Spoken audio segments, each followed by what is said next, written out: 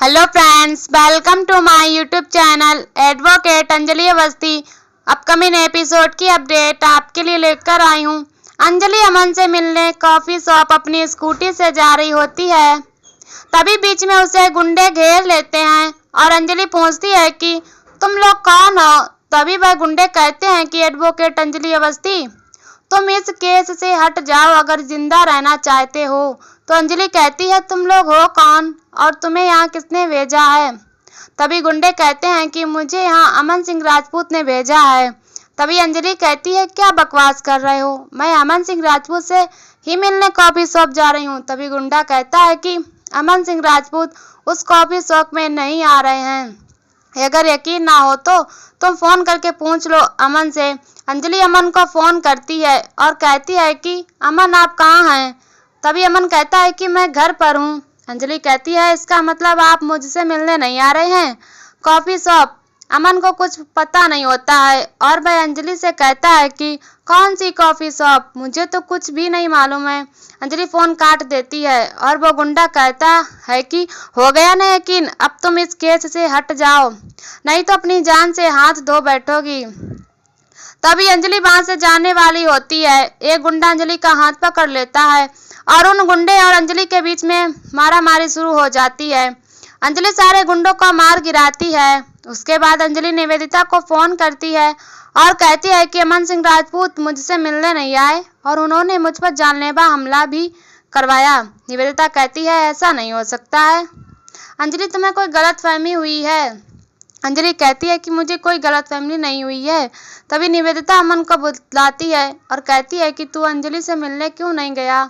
तभी अमन कहता है कि कहाँ मिलने जाना था, यही सवाल अंजलि भी कर रही थी और मुझे कुछ पता भी नहीं है। निवेदिता कहती है कि अमन तू बदल गया है और तू झूठ बोल रहा है। अमन कहता है कि चाची मुझे सच में नहीं पता है इस बारे में।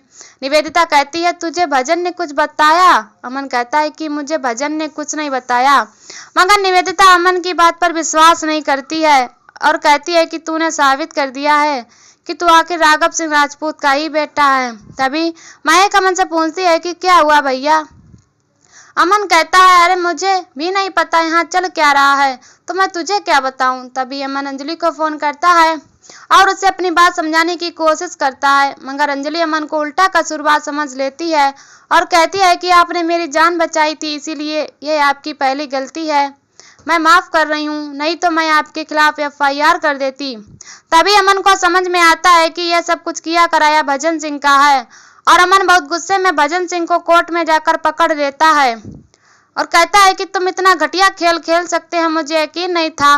भजन कहता है कि मैंने क्या किया है। अमन भजन से कहता है कि मेरी और अंजलि की मुलाकात होने वाली थी, निवेदिता चाची ने उसके साथ अपॉइंटमेंट फिक्स किया था। अब तुम बताओ निवेदिता चाची ने मीटिंग फिक्स की थी या नहीं। तभी भजन कहता है हाँ। अमन कहता है कि फिर तुमने मुझे बताना सही नहीं समझा। भजन कहता है कि अरे मैं क्यों बोलूँगा। अमन कहता है कि चाची ने तुमसे कहा था कि अमन को बता देना, फिर तुमने मुझे बताया क्यों नहीं।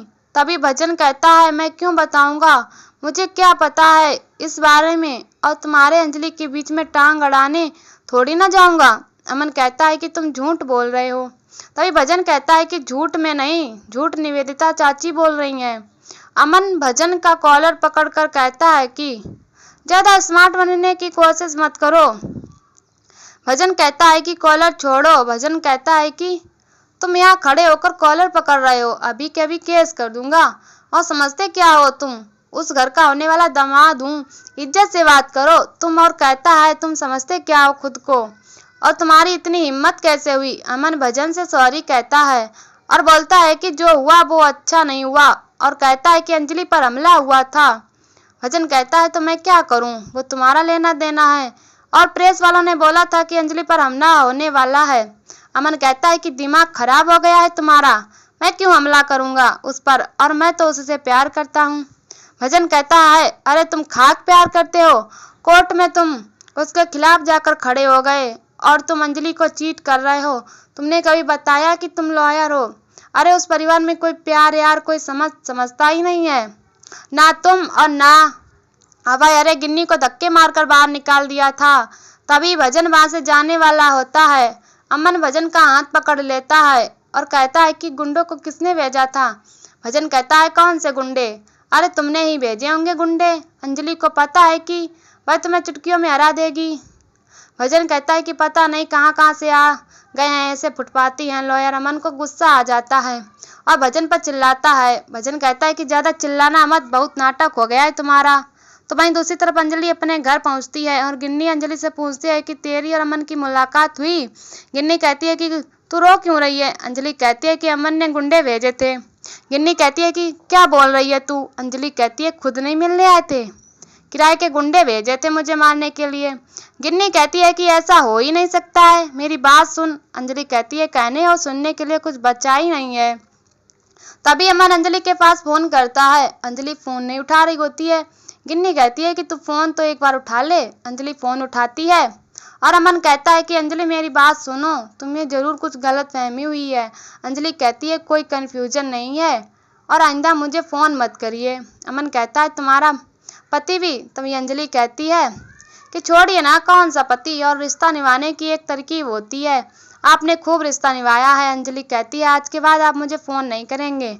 अमन अंजलि से कहता है, तभी अंजलि कहती है आइंदा आप ये गलती नहीं करेंगे, नहीं तो आप मुझे जानते हैं, कोर्ट में मेरी बात चलती है और बाहर मेरा हाथ। अंजलि की बातें सुनकर अमन खड़ा रो रहा होता है। तभी वहाँ पर अभय आता है और कहता है कि रो मत मेरे भाई, प्यार की बातें छोड़ और अपने कर्तव्य को पूरा कर। और कहता है कि गिन्नी के केस की डेट तेरे सामने है और वह लोग मुझ पर घटिया इल्ज़ाम लगाएंगे। अगर ये इल्ज़ाम साबित हो गए तो तेरे भाई को जेल हो जाएगी। अभय कहता है अब पूरे परिवार की इज्जत अब तेरे कंधों पर है, तो अब इस डर को पीछे छोड़ और अपने परिवार की इज्जत के बारे में सोच, अपने पापा के सम्मान के बारे में सोच और हम सबका सर फक्र से ऊंचा कर दे।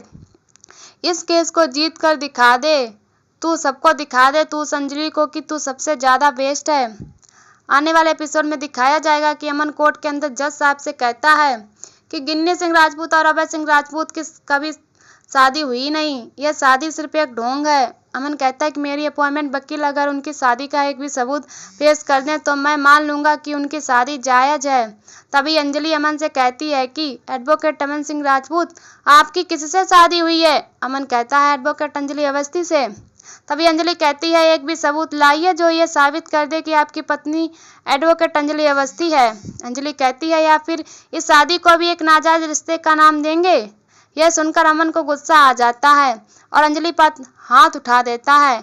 यहीं पर एपिसोड खत्म हो जाता है। ऐसी वीडियो देखने के लिए हमारे चैनल को सब्सक्राइब करें एंड वीडियो को लाइक करें और हमें कमेंट में बताओ वीडियो कैसी लगी। तब तक के लिए बाय बाय।